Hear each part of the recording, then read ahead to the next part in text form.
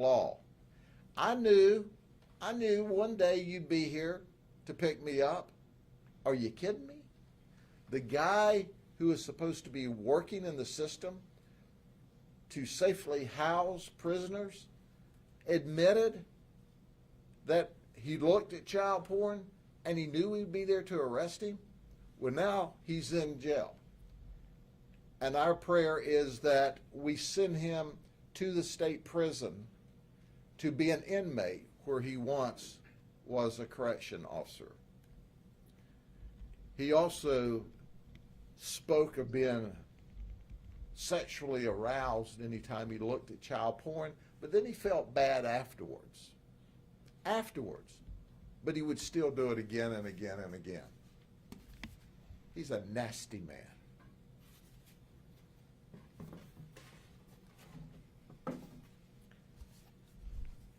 And then there's Richard Seislov. I didn't make that name up. He was a park manager for Bullock RV Park. He's charged with 28 counts of child porn.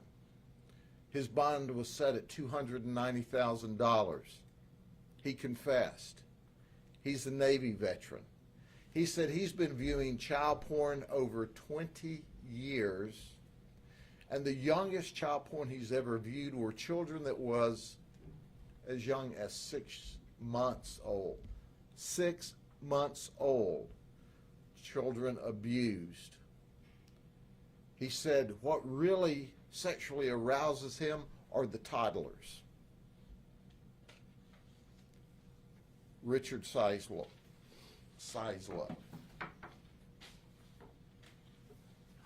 Then there's David Boyd, who's 52. He is a clerk for South Florida Gun and Pawn in Lakeland. He was charged with 516 counts of child porn and 1 count of sharing the child porn. His bond is $2.5 million. He would, while he's wearing this child porn, now you can't make this stuff up, wear women's underwear. Did you hear me? He would wear women's underwear. He would dress up for the occasion. And then he would on one occasion, he photoshopped his face over one of the photographs of a child who was providing sex to an adult. He photographed his face in there as being the one receiving the sex. This guy is extra nuts. Deviant. This kind of person needs to be in jail for a long time. Then there's Tyrique Lampkin. He's unemployed. He lives with his mom, his grandma, and his aunt. And he's charged with 197 counts of child porn and 1 count of transmission. He confessed. He would look at porn because he didn't have a job. He had opportunities to look at it every day. Then this is what he told us during his confession, that he was saving this child porn so he could turn it over to law enforcement.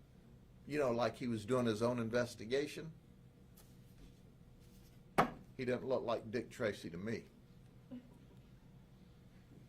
And he was trading child porn. And then he said, well, the reason I was trading child porn was so I could raise awareness. He didn't look like Dr. Thomas to me. This guy actually told us that. Well, we hope that he has that same story for the jury. And if the jury sees it the way we do, he'll get to go to state prison with the rest of his buddies. And then there's Luigi Santera. Luigi is a Hilton Hotel housekeeping manager at Lake Buena Vista. Oh, he was. Thank you, Hilton, for firing him. He was in possession of 148 counts of child porn and we charged him with 12 counts of sharing this child porn. His bond was set at $426,000. Now, not only did he like child porn, he liked granny porn and trans porn. So he was an equal opportunity offender. Whether you were an infant or a granny or anyone in between, any porn was good enough for him. Now, I'm not going to go through the others. That it's a rendition, quite frankly, of the things that you just heard. But for a minute, let me change gears here. Let me tell you that all together in this operation, we filed 2,777 criminal felony charges against this group of people. I want to thank State Attorney Brian Haas, who's simply the very best, and our prosecutor that worked with us, as he always has, and Brad Copley is just absolutely fantastic, and he is our not only the expert in prosecuting these cases, he also directs and gives us legal advice as we conduct the investigations. So we go to Harrison Egbert's house. I'm going to refer to him as Egbert because I think that name is appropriate for what I'm about to tell you. Whereby we were charging him with 1,000 counts of child pornography.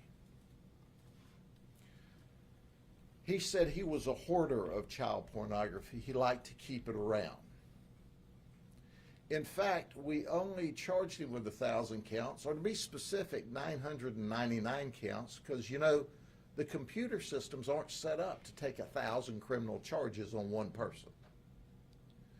But we have 3,000 more photographs and videos that he has.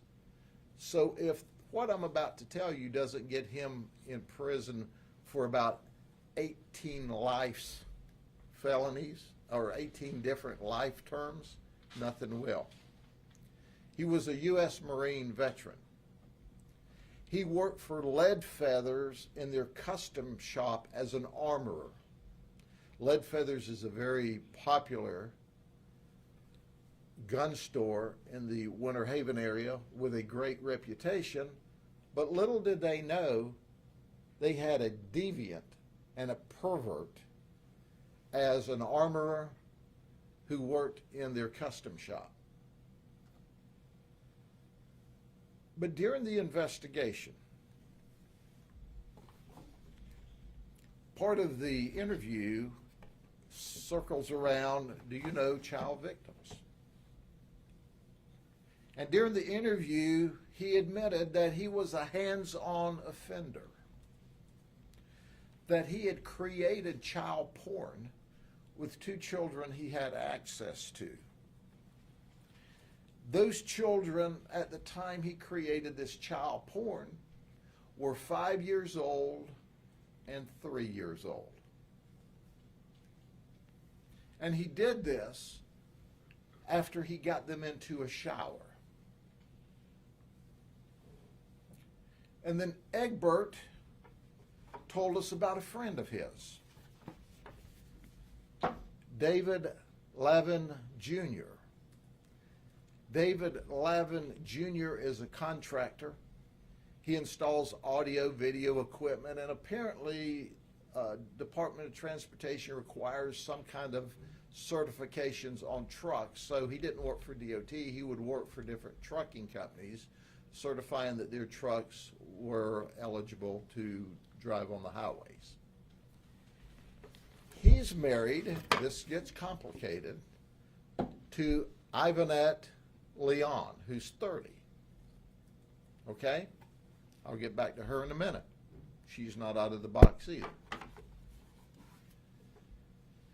So he said, Egbert tells us that he and his friend both have sexually battered a little girl that they found access to, who was between 6 and 8 years of age. a female. On multiple occasions when she was as young as 6, over a 2-year period. We found videos of their sexual conduct. Now keep in mind, when they created this child porn and they sent it out, these children will be victimized for the rest of their lives. There's no way to wipe it and get it off of the internet. And I can tell you, our big internet companies that created this infrastructure could stop it, but they don't, because they're greedy. You see, money is more important to them than the fact that children have been victimized. So as they had sex with these children they had access to, we recovered a text message between Egbert and Lavin, where they were texting each other. Things such about how wonderful the sex was and how they planned to do it again, and the different maturations they planned during the sexual encounter, and who all they wanted to try to locate or attract or groom into the business. We saw a lot of bravado, a lot of bragging, a lot of teamwork. We found a video of one of these guys sexually battering a child and taking a video, while the other child, or while the other man, Lavin, also videoed it from a different perspective while creating a pleasurable experience for himself. You can't make this stuff up. This is the most horrible thing we have seen in a very long time. 2 adults attacking a little girl. I didn't stutter.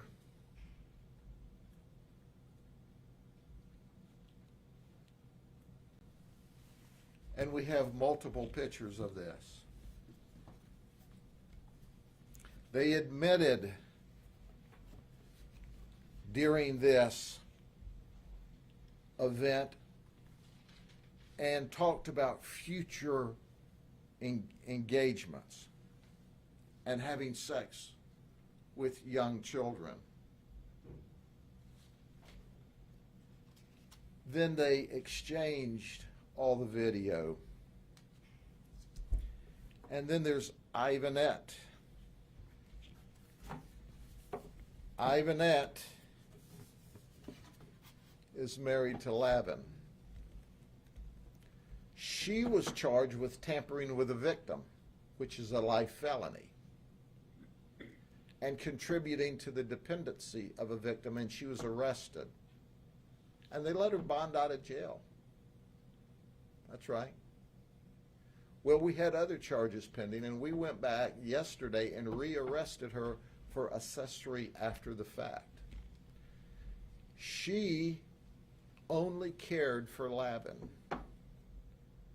She didn't care for this child that they gained access to at all.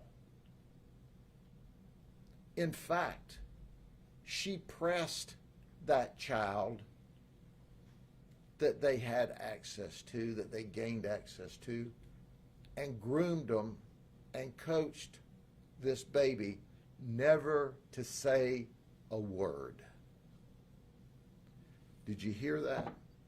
Did you hear what she did to protect him? To allow this environment to continue to go on?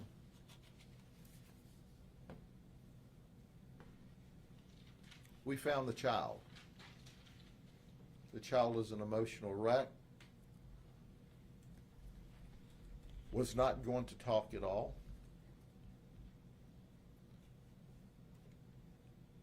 but made some statements and admissions to us, and with the appropriate care, will talk to us again later. The child was totally devastated. So during all of this, we ran into Sharon Speller. Now, many people from Winter Haven should recognize Sharon Speller. You see, she owned a daycare where about 40 children attended, called Kids Clubhouse Learning Center. Now, parents, I want to have a news flash here. The 40 of you that were taking your child to the Kids Clubhouse Learning Center on Cypress Gardens Road to the daycare, you were taking them to an unlicensed daycare center. She didn't have the authority to run a daycare center.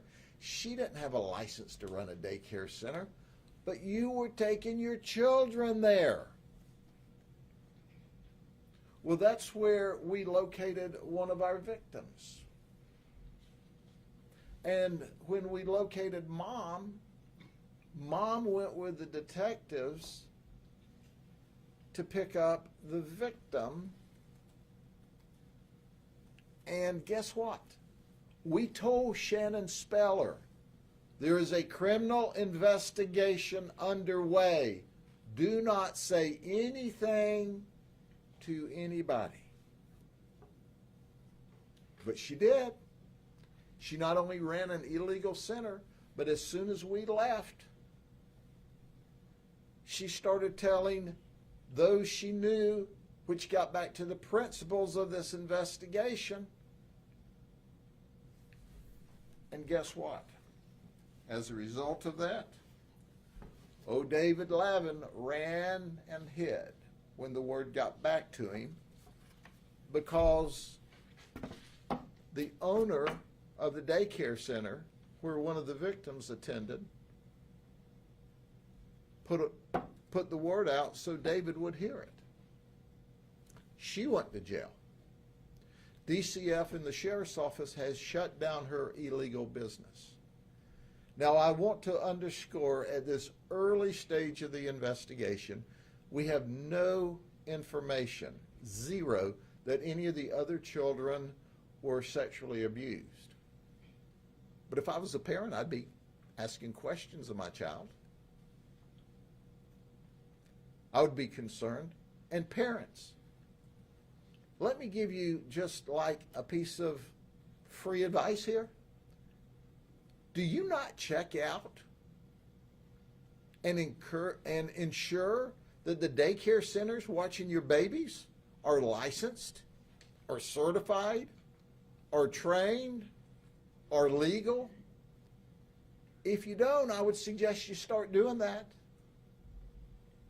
because you put your children in the hands of somebody who was willing to tell the suspects that an investigation was underway.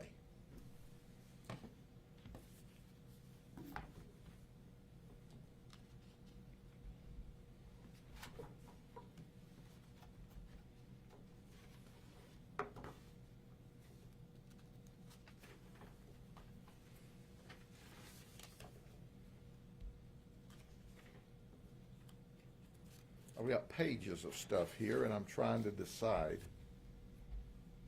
what I can say. So when we were talking to our one victim, our little girl, she said, if I talk, I won't get the cell phone they promised me. They programmed this child not to talk. Our heart breaks for these babies, these children.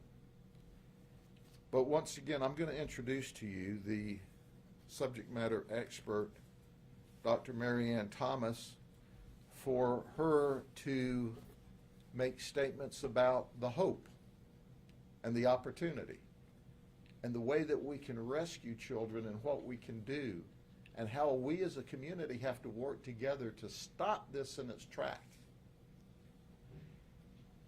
How the internet companies, the big players in this, have got to sit down in the boardrooms and say, this could be your child or my child, your infant or my infant. And why we sit here and make a lot of money, and I don't begrudge them making money, we've got a moral and ethical obligation, if not a legal one, to stop people from transmitting sex porn of babies, of infants across our systems. They could do that, ladies and gentlemen. But there's no critical mass out here on social media that's turned on the giants in the industry saying, stop it. Stop it. There's algorithms in all of this child porn. They can stop it. But they won't. You need to ask them why. Dr. Thomas. Thank you all. And this is a hard topic, right? Nobody wants to talk about what happens to children, especially when it's something awful like this. And unfortunately, this is what we see every day in my line of work. I am Dr. Marianne Thomas, and I work for One More Child in their anti-trafficking department. And what we do is we provide services to boys and girls as young as 10 years old who have been trafficked. Unfortunately, what you've heard about today is not new. It's not new to us. It is something that we hear every day. What we know is that 70% of child sex trafficking happens online. That's scary as a parent. That's scary to know that your child has all of this access to everything in the world, which could be great. It's great for knowledge. It's great for community. But that also gives access to your child. That gives predators access to your children. The number one way parents can prevent this is to know what your children are doing online, to make sure that you have access to all of their social media, even if it means they don't like you when you ask. Check their passwords, log into their things, see what they are doing, see who is talking to them. You heard the sheriff talk about grooming a few times, and that is how this happens. The movie Taken is great. It's very entertaining, but that is a very small percentage of human sex trafficking victims. Most of them are trafficked by someone who gets to know them, who is familiar to them. It has to be somebody who has access to your child. And the number one way right now is through their social media, through their video games, through those chat rooms. They groom your child. They get to know your child. They talk to them in kind ways. It's not mean. It's, hey, you're a really nice kid. You seem to have a lot of smarts. You have a lot going on. And it starts with something that seems very simple. A picture of just your face. That's easy. Most people wouldn't think twice about sending that. And it's a gradual pushing of your boundaries until you are doing things you never thought you would do. And for very young kids, and we do know that that they are 20% of children under 18 that are trafficked, 20% are under the age of 8. That's a lot, and that's very young. And you have to think a lot of very little kids wouldn't think twice about taking a picture and sending it somewhere. Once you've sent one picture, it's easier to send the next. Once you've been enticed with a cell phone or with lives on a video game, it's easier to do the next thing. And that is what a trafficker does, is they push those boundaries until you no longer have any. The children don't know what's going on. They think this is a friend. They think this is someone who cares about them. They come at them as someone who cares about them. And the children are just pawns in a very ugly game that we all have to watch. And this is what we are doing with Polk County Sheriffs, is we are stopping these people. We are recovering victims. And once we are found, then what happens next is we provide great services for them. We provide counseling for children who have been found. We provide mentorship. People like me who have come through that life, who understand what it is like to live that life, and are able to walk alongside boys and girls and say, this doesn't have to be your future. Just because something bad happened to you, it does not have to define who you are. It doesn't have to be what you are for the rest of your life. And that's why it's important for operations like this, where we are able to find the child victims early and get them the help that they need. it does take a community. I am so thankful for our partnership with Polk County Sheriff's Department. I love every officer, detective, deputy that I've ever worked with, and I appreciate the heart that they have for the community, that I see trauma-informed people doing good work, arresting bad guys, and making sure that victims get the help that they need. Thank you all so much for allowing me to speak about what is really near and dear to my heart. And I hope that you will take this and share this information so that we can put an end to this. Thank you. Thank you, Dr. Thomas.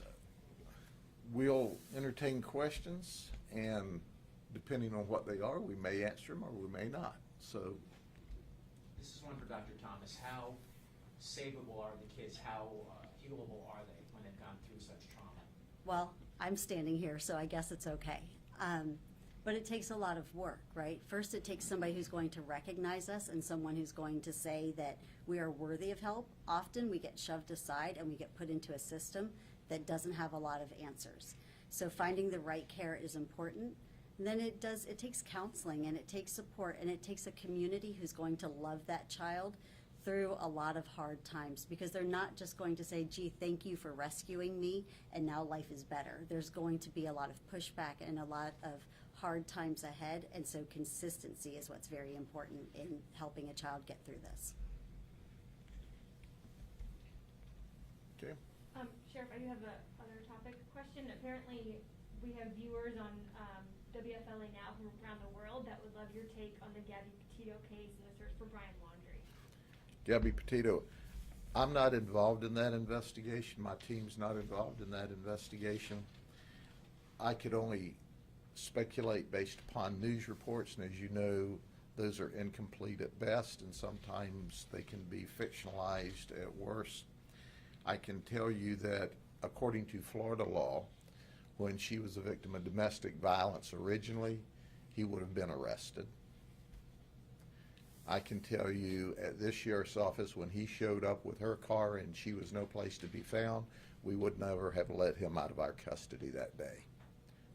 Other than that, I'm not sure where their investigation is. Thank you. Okay? Thank you very much. I appreciate you being with us. When we all work together, we can save children. We can prevent children from being the victims of deviant child sex attacks on them. But it takes all of us working together. And put some heat on the tech giants. They created this system. They can fix this area. But they're not going to until they're avalanched from around this state, this nation, and this country. And then they'll do something about it. Thank you.